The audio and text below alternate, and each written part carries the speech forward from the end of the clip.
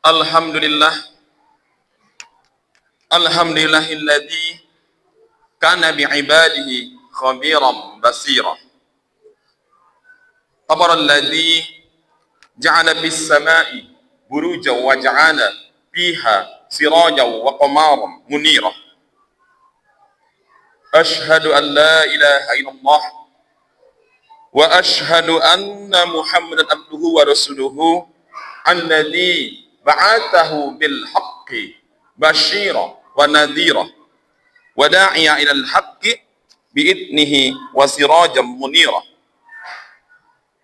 Allahumma salli alaihi wa ala alihi wa sahbihi wa sallim tasliman katsira. Ya ayyuhan nasu usikum wa iyya bittaqullah faqad fazal muttaqun. Amma ba'du, qala ta'ala ya ayyuhalladzina taqullaha wa qulu qawlan sadidah yuslih lakum a'malakum wa yaghfir lakum dhunuban illaha wa rasulahu faqad faza fawzan azima.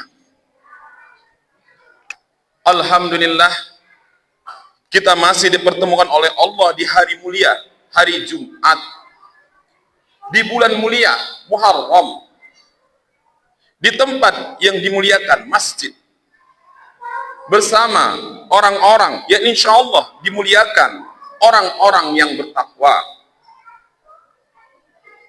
Salat serta salam semoga senantiasa tercurah kepada junjungan alam Nabi besar Muhammad sallallahu alaihi wasallam. Allahumma salli ala sayyidina Muhammad wa ala ali sayyidina Muhammad. Pada kesempatan yang penuh dengan keberkahan ini, perkenankan khotib mengatakan judul khutbah yang berjudul Solusi Islam Mengatasi PHK dan Pengangguran. Pertama dan paling utama, mari tingkatkan takwa kita kepada Allah Subhanahu wa ta'ala. Taatin perintahnya dan jauhin larangannya. Pesan Nabi Muhammad sallallahu alaihi wasallam, ittaqillaha haitsuma kunta wa atbis sayyi'atal hasanata tamhuha wa khaliqin nasa bi khuliqin hasan. Bertakwalah kepada Allah dimanapun engkau berada. Iringilah perbuatan buruk dengan perbuatan baik. Niscaya kebaikan itu akan menghapus kesalahannya, dan bergaulah dengan manusia dengan akhlak yang baik. Hadis riwayat Tirmizi. Hadirin jemaah Jumat yang dirahmatin oleh Allah Subhanahu wa ta'ala, di antara nikmat terbesar yang Allah berikan kepada seorang hamba adalah adanya pekerjaan yang halal untuk menafkahin keluarganya. Namun hari-hari ini tidak sedikit saudara-saudara kita yang harus menghadapi ujian kehilangan pekerjaan akibat gelombang PHK. Ujian ini bukan sekedar persoalan ekonomi, tetapi juga menyangkut ketenangan rumah tangga dan masa depan keluarga. Data Kementerian Ketenagakerjaan menunjukkan bahwa sepanjang Januari hingga November 2025, hampir 80.000 pekerja terkena PHK. Sementara itu, pada Januari sampai Mei 2026, sudah lebih dari 23.000 pekerja kehilangan pekerjaan di 34 provinsi, dengan Jawa Barat menjadi yang tertinggi dengan angka 5.044 orang. Padahal jumlah pengangguran di Indonesia cukup besar, sudah mencapai sekitar 7,24 juta orang. Pemerintah mengklaim bahwasannya program makan bergizi gratis MBG berpotensi menyerap 1,4 juta tenaga kerja dan telah membentuk Satgas Penanganan PHK serta menyiapkan berbagai langkah praktis untuk menyelesaikan berbagai perlindungan terhadap pekerja. Namun upaya tersebut belum menjawab kenyataan bahwa jutaan orang masih menganggur, sehingga muncul pertanyaan, apakah kebijakan-kebijakan ini benar-benar bisa menyelesaikan akar persoalan PHK atau hanya meredam dampaknya untuk sementara? Ma'asyiral muslimin rahimakumullah, Islam mengajarkan kita untuk mencari akar persoalan, bukan sekedar mengatasi dampaknya. Maraknya PHK dan tingginya pengangguran berakar pada sistem ekonomi kapitalisme yang menjadikan negara hanya sebagai regulator, sementara sektor-sektor strategis dikuasai pemilik modal. Akibatnya, ketika investor menutup atau memindahkan usahanya, negara tidak memiliki kendali yang cukup untuk mencegah terjadinya PHK massal. Na'udzubillah, tsumma na'udzubillah. Selain itu, banyak sumber daya alam yang menjadi milik rakyat seperti minyak, gas, batu bara, nikel, emas, tembaga, timah, bauksit, hasil laut, hutan, serta kekayaan alam lainnya dalam jumlah yang luar biasa justru dikelola oleh pihak swasta ataupun asing. Dampaknya, penerimaan dari negara dari sumber daya alam dalam APBN tahun 2025 hanya sekitar 290,08 triliun rupiah, jauh di bawah penerimaan pajak yang mencapai 2.367,2 triliun. Akibatnya, ruang fiskal negara terbatas dan sulit membuka lapangan kerja serta menjamin kesejahteraan rakyat. Sementara ketergantungan pada pajak terus meningkat. Hadirin jemaah Jumat yang dimuliakan oleh Allah Subhanahu wa ta'ala,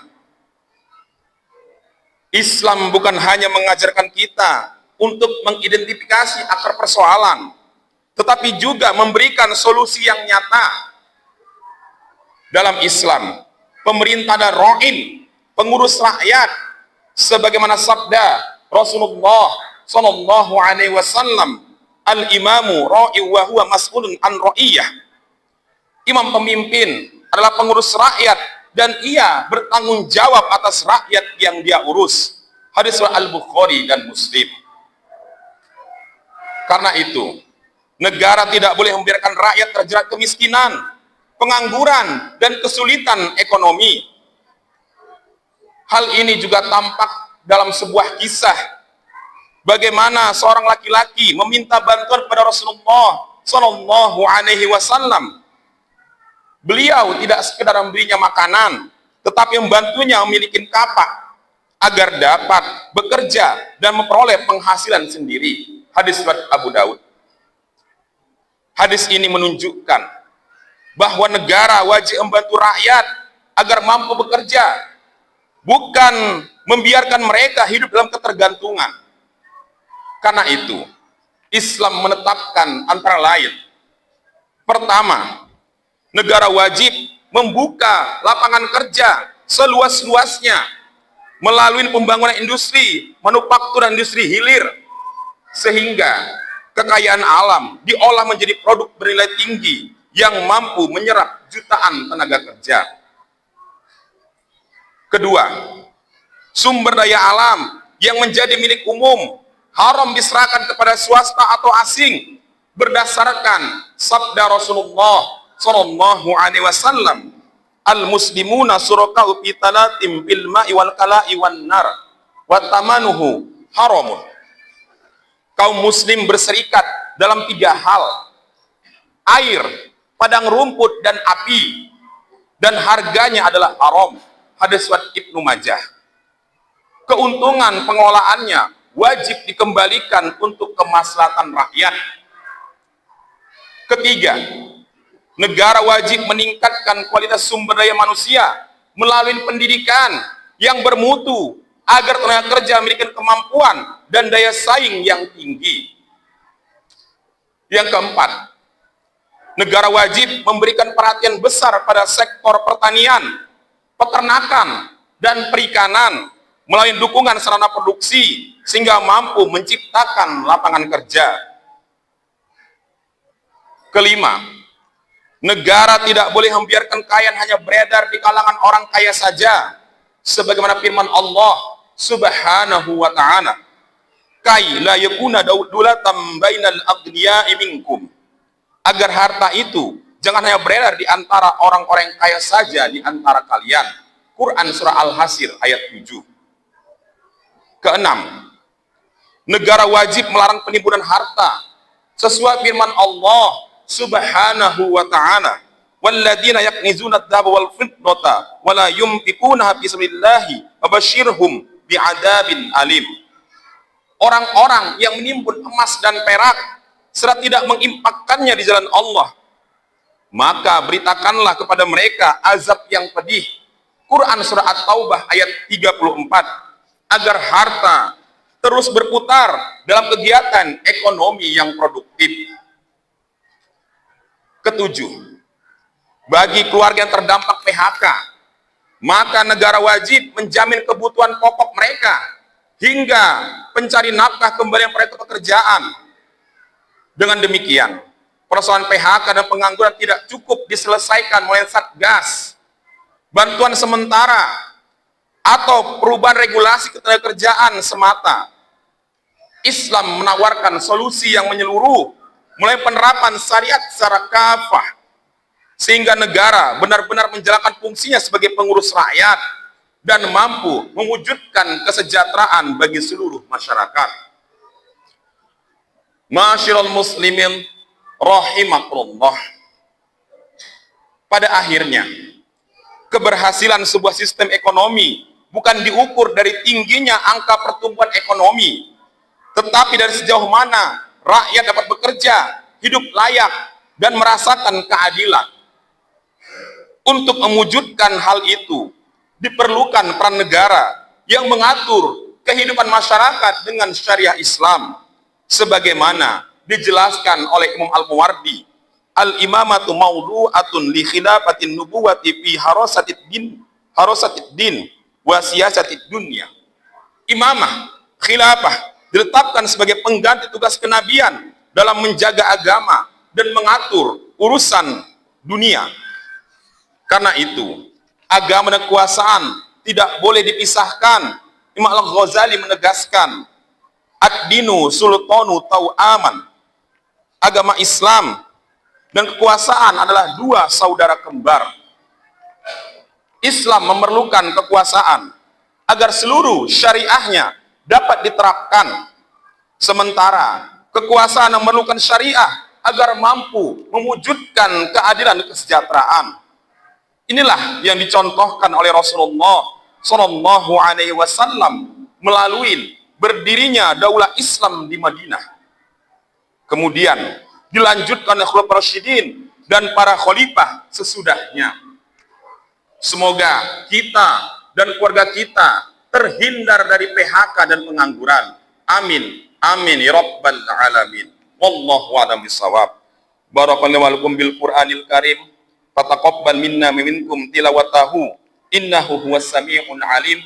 Aqulu qawli hadza astaghfirullah li wa lakum.